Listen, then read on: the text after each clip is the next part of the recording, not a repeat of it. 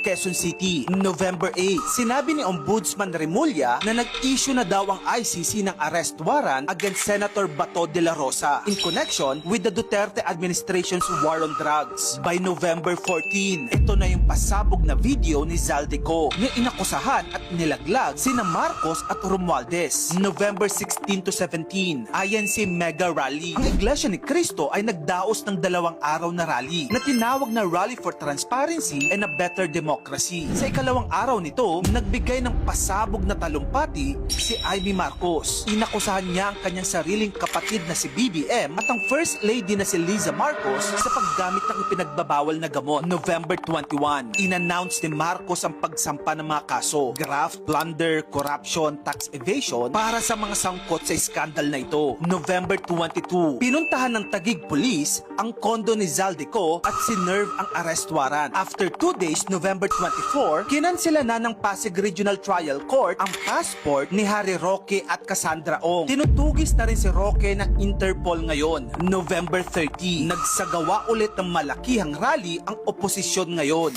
To the Ombudsman!